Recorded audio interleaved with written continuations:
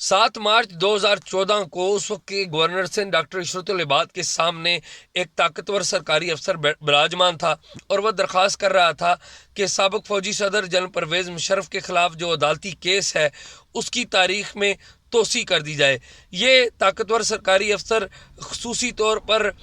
سابق گورنر سے ملنے آیا تھا، کیونکہ اس وقت کے جو گورنر سندھ تھے ڈاکٹر عشرت العباد، ان کا جو عدالتی نظام ہے اس میں قریبی تعلق واسطہ تھا۔ اس درخواست پر ڈاکٹر عشرت العباد نے عمل درآمد کیا اور جو سابق فوجی صدر کے خلاف مقدمہ ہے اس کی تاریخ میں توسیع ہو گئی۔ یہ ان دنوں کی بات ہے جب اس وقت کی جو حکومت تھی نواز شریف کی، اس نے سابق فوجی صدر جنرل پرویز مشرف کے خلاف ایک خصوصی عدالت میں غداری کا مقدمہ قائم کر رکھا تھا۔ ان دنوں پرویز مشرف بیرون ملک جانے کے لیے تیار نہیں تھے، اور ان کے جو خیرخواہ تھے طاقتور لوگ، وہ ایک طرف پرویز مشرف کو بیرون ملک جانے کے لیے تیار کر رہے تھے، قائل کر رہے تھے، تو دوسری طرف وہ اپنا اثر و رسوخ استعمال کر رہے تھے کہ کسی طریقے سے یہ جو مقدمہ ہے اس کی تاریخ ٹل جائے اور پرویز مشرف پر فرد جرم عائد نہ ہو۔ یہ جو معاملہ ہے ان دنوں اس لیے بھی بڑا اہم ہوا کہ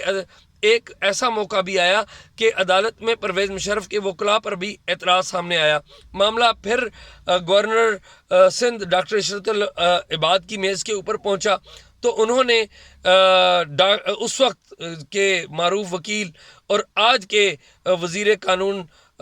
فروغ نسیم کا نام پرویز مشرف کے وکیل کے طور پر پیش کیا۔ اس طرح فروغ نسیم پرویز مشرف کے وکیل بن گئے۔ تو یہ واقعہ سارا مجھے اس لیے یاد آیا کیونکہ 8 نومبر کو شہباز شریف صاحب نے میاں نواز شریف کی بیرون ملک جانے کی درخواست دی، تو میں نے یہ دیکھا تھا کہ جو تمام کردار اور عہدیدار سابق فوجی صدر جنرل پرویز مشرف کو بیرون ملک بھیجنے کے لیے کوشاں تھے، وہی تمام کردار نواز شریف کو بیرون ملک بھیجنے کے لیے کوششیں کر رہے تھے۔ میں نے خود دیکھا اور آپ نے بھی دیکھا۔ دراصل اس وقت کی جو حکومت تھی نواز شریف کی، اس نے جب پرویز مشرف کے خلاف مقدمہ دائر کیا تھا تو ان کے خلاف ملک میں کٹھ پتلی تماشا شروع کر دیا گیا تھا۔ کٹھ پتلی تماشا اتنا دلچسپ تھا کہ اس وقت کی جو اپوزیشن تھی اس نے پرویز مشرف کے خلاف مقدمے کے دوران اسلام آباد میں ایک دھرنا دے دیا تھا، اور اتفاق دیکھیے جب نواز شریف کو بیرون ملک بھیجنے کی کوششوں کا آغاز ہوا تو اس وقت بھی ایک دھرنا یہاں پر موجود تھا۔ یہ عجیب اتفاق ہے۔ ساتھ ہی ساتھ آپ یہ بھی دیکھیے کہ ایک عجیب کٹھ پتلی تماشا اس وقت شروع کیا گیا تھا،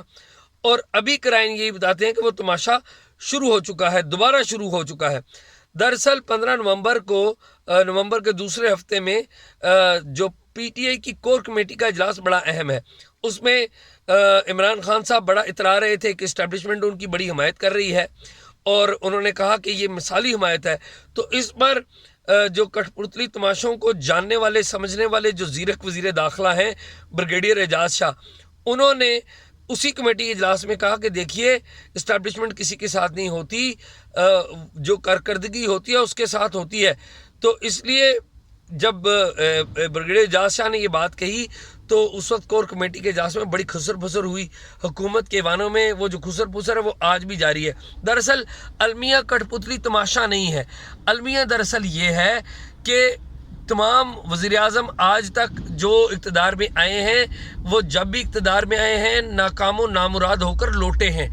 کبھی بھی انہوں نے اپنی مدت بھی پوری نہیں کی۔ اور اصل المیہ یہ ہے کہ کوئی بھی وزیر اعظم جب اقتدار میں آتا ہے تو وہ کٹھ پتلی تماشا ختم کرنے کے لیے کوئی سنجیدہ کوششیں نہیں کرتا، اور اگر وہ کوئی سنجیدہ کوشش کرے تو اس کے ارد گرد موجود کٹھ پتلیاں خود اسے تماشا بنا دیتی ہیں۔ یہ ہے میرا آج کا کالم اعزاز سید، اور آپ مجھے ریچ کر سکتے ہیں میرے Twitter handle per @AZSYED۔ Thank you.